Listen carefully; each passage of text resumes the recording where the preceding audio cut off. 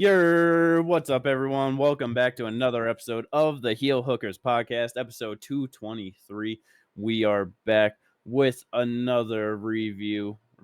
Another review of a great and terrible UFC Apex card. Let's go! You gotta love the warehouse shows, you know? Always good, always fun. Before we get into all of it, like and subscribe. We appreciate everyone that does. Drop a comment. Let us know how you felt about all the results from this card. Let's go. Let's get into it. The main event, the reason why the 25 people in attendance and the maybe 300 people watching around the world showed up for the Mean Machine versus David Onama. 5-round test for both of them. First in their career, at least in the UFC. I'm sure they probably had some title fight or something like that outside of it. Doesn't even go around. Nope. And the funniest thing about this, it was at some part in the broadcast where they were just showing whatever promo, and fucking Steve Garcia is talking, and he's like, I'm gonna show a new version of myself that nobody's ever seen. I'm gonna walk forward with like nonstop pressure and like throw like big shots or whatever. And it's just like, my brother in Christ. How little is the awareness of yourself? Because this is how you always fight. Yeah. Like, my brother in Christ. This is what you do every single fight. You walk forward. I'm sorry, go. No, it's just like you walk forward, you put in pressure on them, and you swing in bombs. That's what you tend to do. Now, I will admit there's some pretty good head movement on him in this fight, to be honest. Like, I will say that. I will give him credit for that. Maybe that's part of a wrinkle of what he was talking about in that. Yeah. Because it's like, I don't know if it's just like coming off of the last performance with Calvin Kattar, you know what I mean? Of just not getting the finish, probably just, like being a bit more patient in that fight, just respecting the skills and the durability of Calvin Kattar. But just like, bro, you got all finishes basically across your entire career. Like that's what you do. That's how he gets it done. And coming into this, it was, like a lot of their stats were very similar, but it's just one of those things where they fight, like obviously not in like similar ways, but like just both kind of like more basic strikers, you know what I mean? Don't have like the greatest like grappling or anything to them. But it's like Steve throws a lot more, he lands a lot more, and he's got way bigger power on him. And we knew that he was going to be more aggressive, and just thought that was going to be the bigger factor leading into this. We knew that David Onama was never finished and, leading into this fight. So it was kind of like, is he actually just that tough where, going to be able to stand up to the power of the Mean Machine? But not even a little bit. That left hand that he landed on him just had him hurt. And it was, granted, he did keep trying to get up. Like he he kept standing up and moving through it. And not that it went longer than it should have, but he fought through way more than he should have, you know what I mean? Yeah, too exactly. tough for his own good kind of a thing. Yeah. Yeah, and that's why it was like one of those things, like when he got up that like last time, Steve Garcia threw that front kick to the body and then started laying to the head. I was like, yeah, no, that was a smart idea. Hit him to the body, like get him folded over, then get him down, and at least like finish it there, and that's what ended up happening. Yeah, that front kick to the body, it like you said, it's just so smart to just mix it up, because especially when they're already hurt and they're rattled all over the place. It's like if you're ready for a body shot and can embrace it, you know what I mean? That's gonna take so much off of it. But if you saw them toes dig right into the body, yeah, man, like you are not ready or prepared for it. It is just gonna pierce right through you. And yeah, like you said, folded him right up, had him on the ground, couple more shots, and that was over. 3 minutes 34 seconds into the first round. Absolutely great performance for Steve Garcia in his first UFC main event. Yeah. Oh yeah, 100%. Sure. He landed the most strikes. Only 2 strikes landed on him, but somehow he's the one who ended up with a bloody eye. We don't know how. It's either a never showed a replay shot that was able to see where that came from. Yeah, they never showed a replay of it, and it's just like, so it could have been from a grazing shot from the glove. It could have been an incidental head clash. Who knows? Because it was right on the eyelid, like right here, which is a very bad spot for a cut to be. Yeah.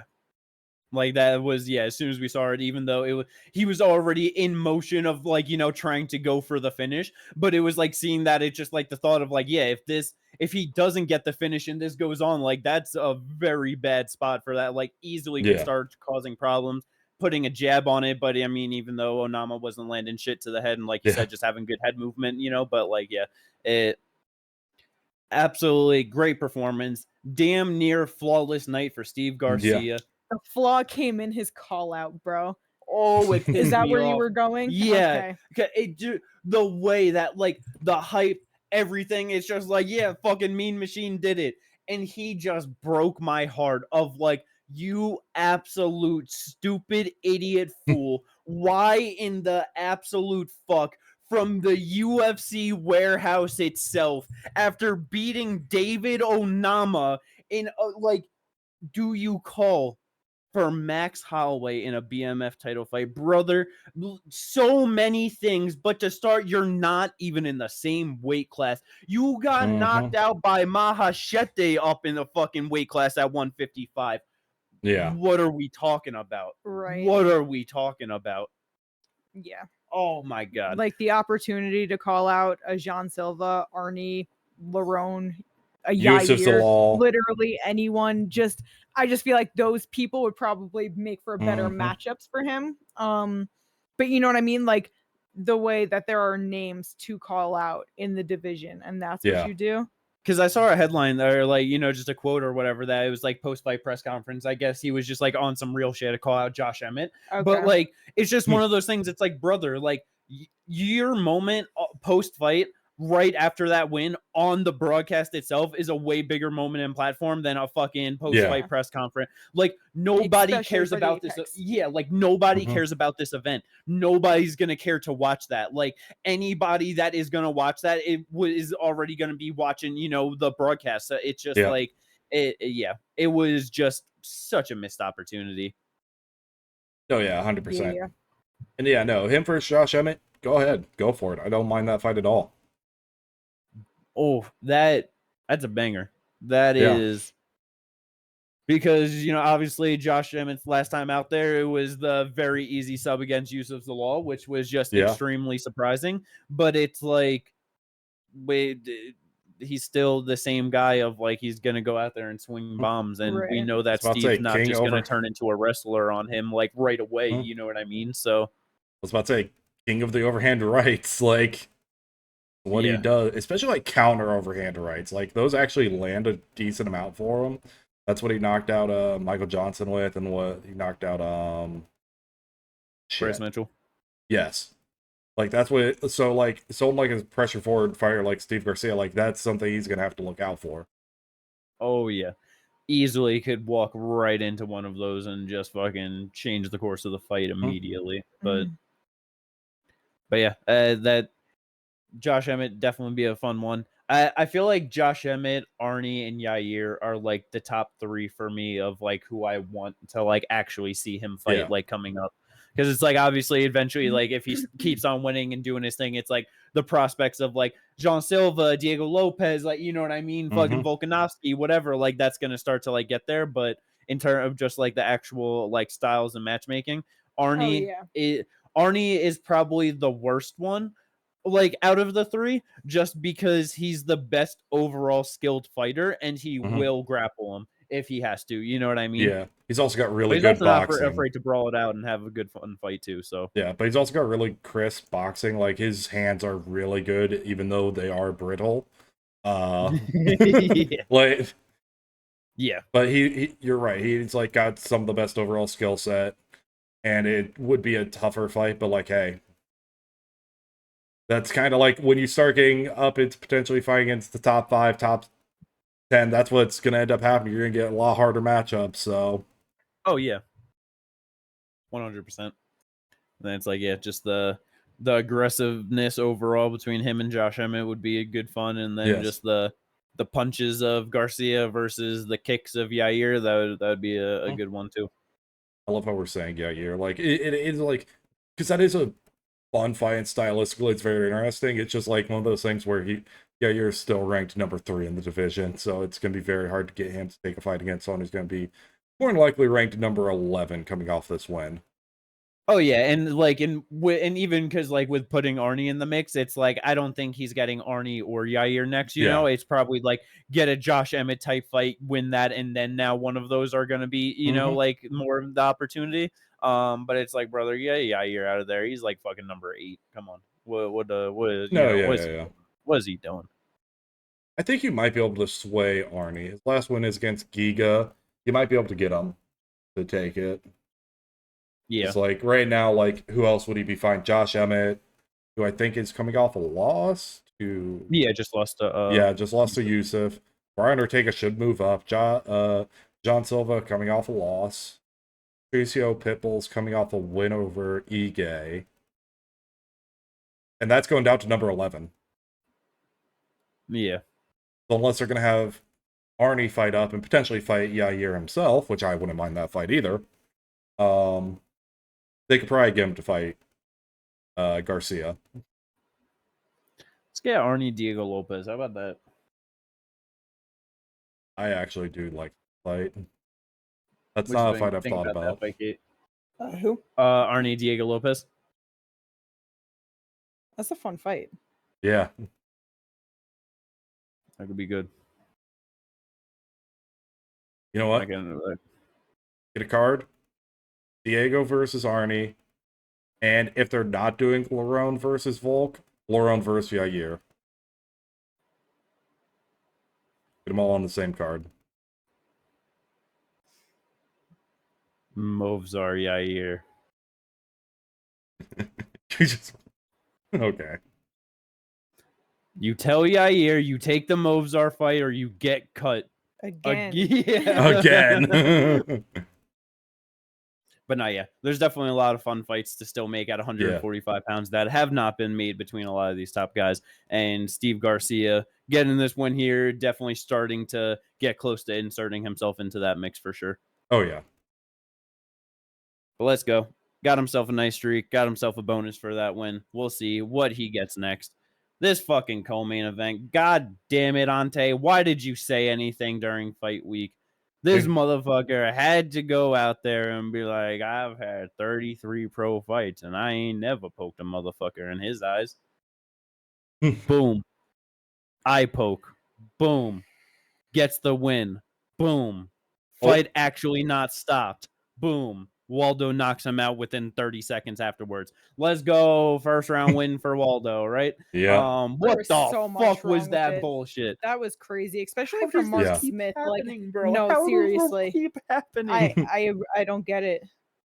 Because it's like, yeah, the fight was stopped, but apparently he never waved his hands to call it, but he didn't really call a timeout, so everyone just thought it was over, and everyone was on their stools, and people were in the cage, and it was basically over, and then they were like, well, no, if Waldo wants to restart, he can restart, and then they couldn't get clear pictures of the eye poke either, and there's Ante like, I'm not sure I even really got him, and there's commission shit, and who fucking knows, they brought in Mark Ratner, who said that the fight couldn't be restarted, and it'll be up to Mark Smith to decide if it's a no contest or a disqualification, just for them to restart the fight anyway.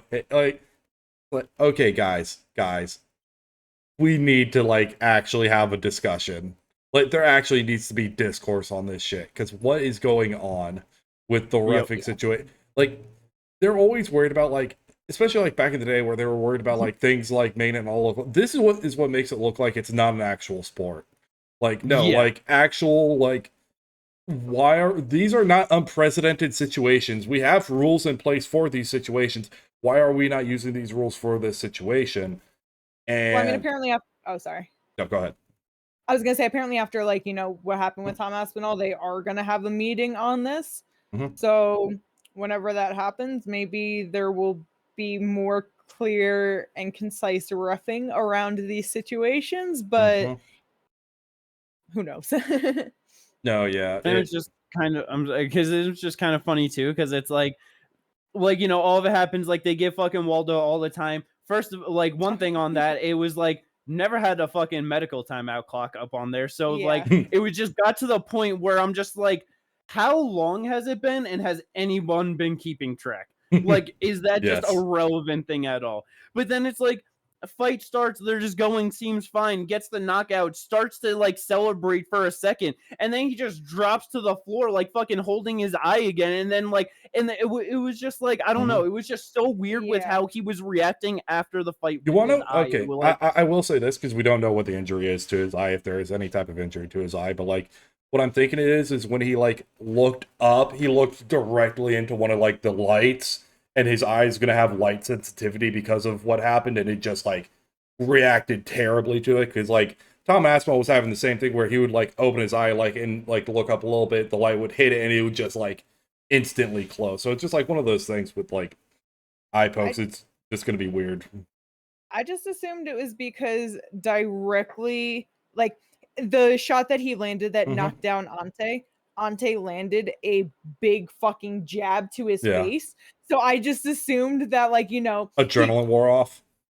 Yes, that like the adrenaline wore off and he just felt the effects of being punched square in the fucking, like, that's what I thought. And that's, you know, after they showed the replay, I was like, okay, I guess that's why he's holding it. And then, but like with that thought, I was like, he's dragging it. Yeah. And he's just making a show. Like, he is dragging the shit out of it. I didn't think of what you said, and I guess I could give him that benefit of the doubt. But... It could be a combination of things.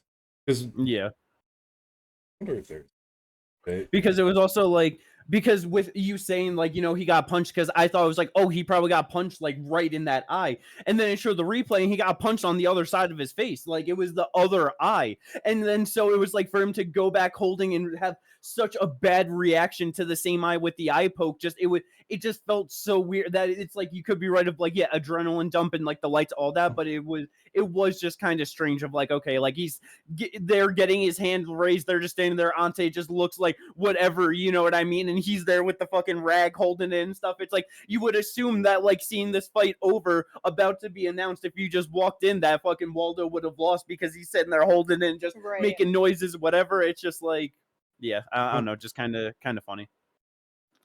Yeah, no, it is. It just is what it is. It's just kind of funny. Like last week, point out this was kind of like the poor man's version of Aspinall versus Cyril Gahn. It goes to an eye poke, but it's the opposite guy doing the eye poke, and it's the Tom Aspinall, poor man's Tom Aspinall doing the eye poke instead of the poor man's Cyril. And then just the fight continuing. And I'll admit, beautiful cross. That cross coming over the top of Delija's jab was beautiful. Yeah. Yeah, and then just off, and then even with just like the analogy with like the poor man's version of it, you got the poor man's ref in there because it was refed horribly. So you know, it all ended. It was just all bad. Who's the ref? Mark Smith was the ref on that one. No, for Aspinall Gone. Mark Goddard, right? Was it Goddard? For some reason I was thinking it was Herb. I don't know why. I think it was Goddard, but either way.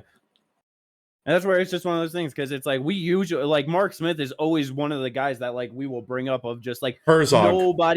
Herzog was, which actually I would say Mark Smith is kind of a poor man's Jason Herzog. Like they're both really good refs, but like I would say I tend to say Herzog's better than Mark Smith.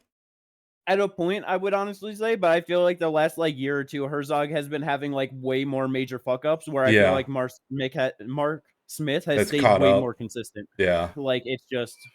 Like, which is why it was surprising with the fight, because it's like, damn. Yeah, like he is generally one where it's like, yeah, just like he's pretty good. A smaller like fucking foul or whatever, just quicker with like a point taken, whatever. You know what I mean? Just yeah, he is generally very on top of everything. But it's one of those things. Refs have bad nights too, you know. But so it's obviously it's just crazy that within like a month and a half, 2 month period that we're having so many wild ref fuck ups that it's like, because like. I remember watching before there was any form of replay at all, and people would be so annoyed of how like that there's nothing can be done, things can't be restarted, and like fights are ending early in all these dumb ways because of none of that. And now it's like we're literally at the point where it's just like the replays are almost a hindrance because they're relying on it too much. Yeah, and that was just like even with the replays too, but of just like how it's like things just like getting stopped early and stuff. But now it's just like no, it's just now it's like we're just restarting it. Like we just don't even like we're just restarting it against the rules that are in place. That like it's just so fucking weird. It's no, it really I don't know. is. It's not a real sport, man. It's fucking this is just It's such bullshit. Yeah, I do think there needs to be a new crop of referees coming in and like learning like the actual like who are more like well equipped to deal with like these rules and like what's going on with it. It is going to take some time for them to get up to the UFC and into the UFC level.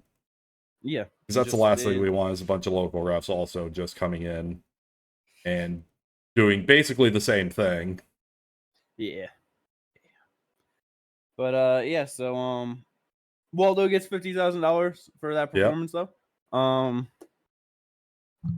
He sure did. I don't really know where we go from here. Well, overall, but hey, they'll maybe just do like Waldo Gilton or something, you know. I was gonna say honestly, probably. What if we did Waldo versus Curtis Blades? Can't we just like let Curtis just have like a nice year or two, you know? Can we just let him chill for a bit? Just go back to the times where, like, you know, we'd give him a fucked up fight and then let him go on a 5-fight win streak. You know what I mean? Like, let him do some things for a little bit. What? I feel like it's been real rough for Curtis Blades lately. You know what? You're right. Fuck it. Waldo versus Derek Lewis in a main event. That would be horrible. That's just so useless. It is. Why Derek Lewis? Wow. Why? What? That's the dumbest fucking thing.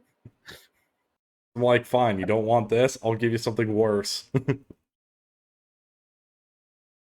No. You do Curtis Blades versus like Taliesin Teixeira in a main event, and then you do Waldo versus Gilton in the co-main underneath it, you know? But yeah, we'll see what happens with Waldo. And for Ante, yeah, just rough. Got a good win in the debut over Marcin Tybura. But yeah, taking a rough loss here. But I'm sure he'll be back. Oh my god, Tai wants to come back. Tai Tuivasa, you think that they'll do that? I don't want them to. Give him someone outside the rankings. Yeah. Yeah, I don't want to see that. But that's extreme, like that. You know what? Let's see if he's able to heel hook a real heavyweight. Give him Valter Walker. Walter's not going to take it because Valter doesn't want to be ranked. He wants to rematch Kennedy in Zechiku. No, he doesn't even want to rematch him. Like, he literally said that he won that fight by luck and that he would lose the rematch and that he wants the UFC to take him out of the rankings because he wants to fight guys and get more experience. I thought he said that he wanted the rematch because he said, because he won it by luck and that he was. I gotcha. Yeah, no, like they fucking moved him up above Taliesin, so he's number 14. Like, he doesn't want to be there, so I don't think he's taking the Ante fight because he doesn't want these fights. Yeah. Problem is, it's just dog. I get what you're saying, but heavyweight is so goddamn barren. Like, you're out here calling out Hamdi. Yeah, but that's fine. It's like you said though. Like, let him get especially at the end of the day, fuck skills or anything. If he does not have the confidence to step in there in the cage with a top guy because he does not believe he is skilled enough, he is going to lose. Even if he has the skills. If he does not have the confidence to compete against someone, he is going to lose. Listen, they've also signed up. I was gonna say, like, they've also signed a lot of people like throughout Contender Series and whatever, where they have names where it's like, you know what I mean? Who is the guy that fought? He went 7-1. He just got cut recently. Boudet, Martin Boudet. Yeah. Martin Boudet. It's like he managed to have 8 fights and never fight a ranked fighter, where it's like they could do it, you know? Yeah. No, they can. It's just with me, it's like, it's one of those things, if you don't have the confidence to be fighting ranked fighters right now, and potentially, like, that's the reason he lost to Bresky is the confidence issue and all that, why even sign to the UFC to begin with? Because money. You're gonna get paid with, it's a way bigger platform. Like, that's because the UFC is like, there's an easy lane to have fights that are against guys that are not, like, the UFC is not just the top level. Like, we've talked about that for a while. Like, there is easily the part that is sub-regional, like, even in terms of like the highest parts of like LFA or whatever, like you can easily find better people there fighting in their title fights or whatever than people at the lowest end of the UFC. So it's just like, to Kate's point, like with like, Bidet, it's like you can easily fight guys that are like outside of it. And it's just like, obviously the UFC has their own things and what they want to do, but it's like, like at the end of the day, if he doesn't want to fight those, he could always just say no. He could like just decline anything. And if he gets cut from the UFC because then he has to go get experience somewhere else, then that's what ends up happening. But it's like, like I don't know, they're in any division, you could easily get the amount of fights like necessary against talent outside of the top 15 for you to feel comfortable in those bigger spots, that it's like the UFC could easily do that for anyone, and they should. Like, that's because what's the point of rushing someone for them to just lose and get fucked up? And like, no, and I get what you're saying. It's just one of those things where how long is he going to be able to do that with the UFC? How long is he going to be able to tell them no to those things before they decide, okay, we're just going to cut you like we did Bidet? That is, that's one of those things where it's like, there is a risk reward factor to it. With me, because it's like, one, it's heavyweight, so it's just like hardware. But it's like, I don't like, obviously he's putting on exciting performances against like these not good guys, so it's like I'm fine with seeing that. But it's like I also don't really care about him, so it's like at the end of the day, if like he wants to test his luck on that and see how long that could go until they decide to gut him, that it's like, like that's your career, man. Like you do you. I'm not looking to see you in fucking big fights anytime soon. If you get there, you get there, whatever. But like, it's it's just one of those things where it's a double-edged sword. 100%. But so well, that's we'll definitely have to see. But if the UFC is smart, I mean, they're trying to stack out the division as much as they can. So I doubt that they're going to have too much of a problem with that. Him versus Buchecha would be interesting. Because does he go for the grappling against someone who's that high level of a grappler as well? Or does he keep it on the feet, use his reach advantage, and just keep it on? And he can actually work on his striking. He might have confidence to fucking beat Buchecha even in grappling. I'm just saying. It's just kind of starting to just with like the few fights of watching Buchecha. He just seems like one of those guys where as legendary as his BJJ is in BJJ, like 100%. I just don't think he has like the exact skill or game that it translates to MMA. Right. No, it would be interesting though, like see how he actually handles it, because he could keep it on the feet and probably be able to win it. Wouldn't be a decision or potentially a TKO. Oh yeah, for sure. But like that would be a fun fight for sure. But it's like like that. It's so easily just this guy that is coming off of a loss, but I would be interested in see that, and it's a good test. Yeah, you can give him good tests still that are not ranked fighters. Let's do it. We said how much of a problem it was for Taliesin to get one win and then go into a main event. I mean, that was like that's like the exact opposite of what's going on with what Valter is wanting. It's a bit like the opposite end of he gets one win, who's not even ranked, somehow gets ranked, and then gets Derek fucking Lewis. Yeah, and so it's just like I'd rather see more fighters go down Valter's path than Taliesin's path, because it's way better for their career. Heavyweights, it's a little different.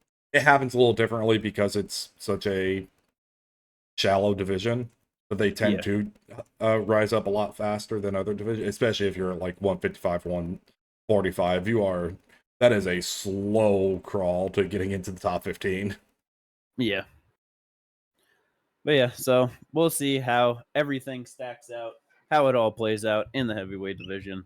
The rest of this main card, though, really not too much overall to talk about, other than probably the biggest thing coming out of it is maybe some scandal from the UFC Apex. Like, what the hell? Yadier Del Valle, the Cuban problem. Was an absolute problem for Isaac Dulgarian yesterday. The Midwest Choppa. Yeah, it's really funny because it's like, watching it was like, Yadier just absolutely taking over, just no problem with stuffing the takedown first of Isaac, and then just getting his own takedown, landing the strikes, getting him the fuck out of there. And I was like, yeah, I don't know why Isaac was such like not a big favorite over him, but just a solid favorite at whatever it was, like -2 something, you know? Yeah. I guess it closed -145, but right before the fights. All right. Yeah. But then it's like, coming out that apparently it's like there was 5 major bettors that bet for Yadier in the first round.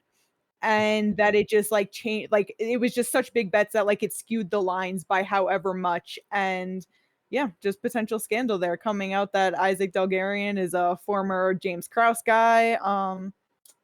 Yeah. So it just funny. Yep. Just like, damn, bro, we better have a whole nother thing. Finally at the point where fucking Jeff Molina, you know, like trying to get to the UFC and shit. Trying to get back, and there goes Isaac Dulgarian, the UFC plant, fucking it all up. The odds, the line moved from him being a favorite at 250 to a 125 favorite in 2 hours, and a round 1 finish by Yadier went from plus 850 to plus 400. That is a huge odds crazy switch, and is insane. Yeah, like to actually see that like happen. Yeah. So yeah, we'll see if anything comes of that. But other than that, Jeremiah Wells got UD over Temba. Charles Rackey got a 3rd round finish over Daniel Frunza. And then Lon Nascimento got a $50,000 bonus for a 2nd round anaconda choke over Cody Durden. Cody taking that on short notice, but good for Alon Nascimento to get that done.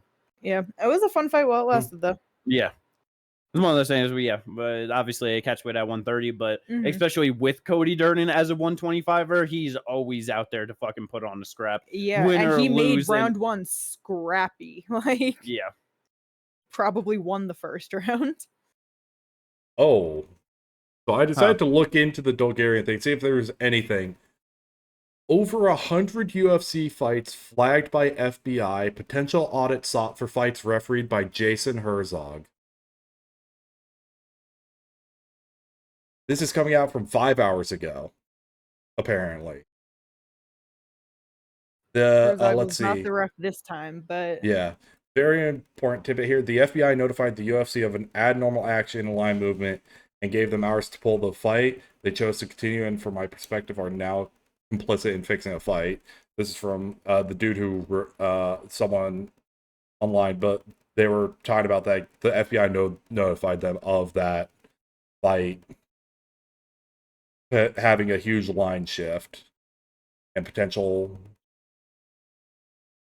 Yeah, so that's insane. And then what did Jason Herzog have to do with it? It's just like, first, I'm trying to read through this as quickly as I can. I'm trying to find where Matt claims that there is a potential that fights by Jason Herzog are being sought after. The person who's doing this is not giving enough information for me to. But also, there's not a lot of information that would be out right now for this because it's very true. Recent, very new. The UFC have not released an official announcement, as well as no announcement from federal officials on the matters. That's crazy, though.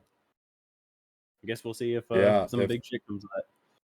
Yeah, because that's insane. Okay. Well, good fun on the main card, especially with all that.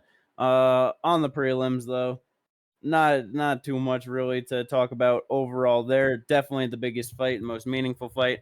Top 5 female bantamweights on the prelims. Yep. Norma Dumont versus Ketlen Vieira. It was very crazy that it was on the prelims overall. At the end of the fight, I understand why it was there. That fight sucked. Yeah. I know the stats don't back it, but watching it, I really thought Ketlen was going to win that one. And then it started to go to the split, and I was just like, wow, that's kind of crazy. And Norma Dumont gets it done. So just continuing that decision streak. Naturally. Yep. But yeah. So we'll see if she has to fight 1 or 2 or 3 more for a title shot, or if she just gets it. But who knows? She said that she wants Juliana Pena. I was about to say that. What was I saying in the preview that whoever's going to win this is probably going to end up having to fight Juliana Pena anyway because they're going to wait for Kayla and Nunes on the White House card, so they'll probably fight either Pena or Pena, more than likely Pena, and then going to get the winner of that fight potentially fighting for the title. So we potentially get Pena versus Kayla or Nunes.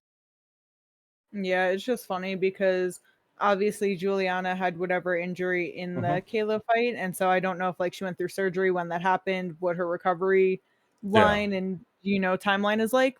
But I do know that Rocky just had surgery, so it's just funny that like she beat number 3, and for a fact number 2 just had surgery, and number 1 is probably in like the recovery process or something. And I'm sure Juliana will do everything she can to just auto get the winner of Kayla Amanda either way. So we'll see.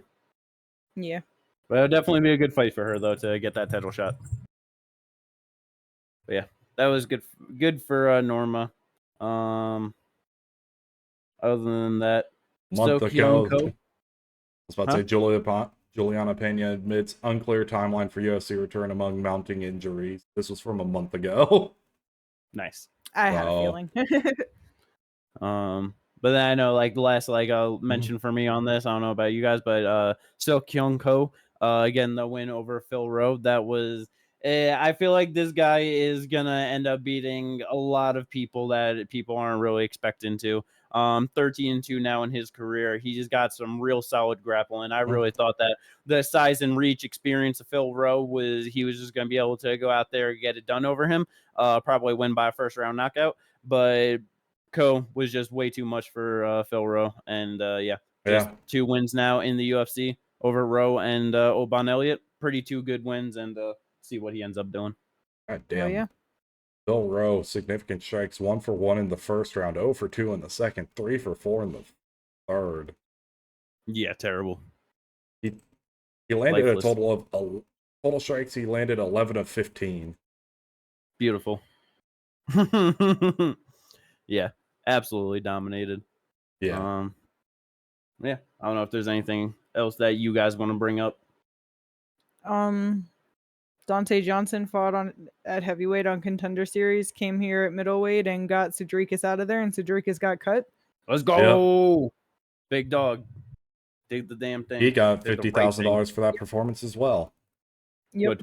Good. Yep. Ginger, you got anything you want to bring up? I just want to bring up Billy Elekana. He beat Kevin Christian.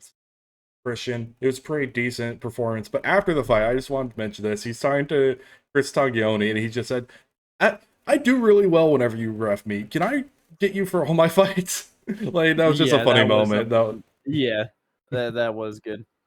Yep, I did forget about that. Yeah. So, yeah, I just liked saying that. That was hilarious. Yeah. That is the UFC card from the Apex. Tapology, Ginger won. I think I came in second, Kate came in third. Yep. I did really bad. Yeah. I know that there was one point that I checked and it was just like,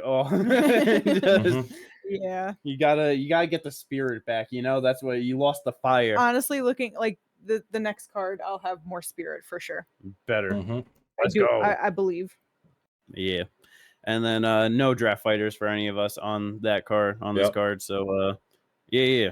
That is it for this episode of the podcast. I hope everyone enjoyed it. Don't forget to like and subscribe if you did, and we will catch you on the next one previewing another beautiful Apex card. But it's actually good. Yeah, this one top to bottom, it's like, it's one of those things, Apex. It's not like it's crazy stacked out with names or anything, but so many good fun fights and matchups for sure. Have way more expectation for that one than this. So, oh yeah. Let's go. Peace out, everyone.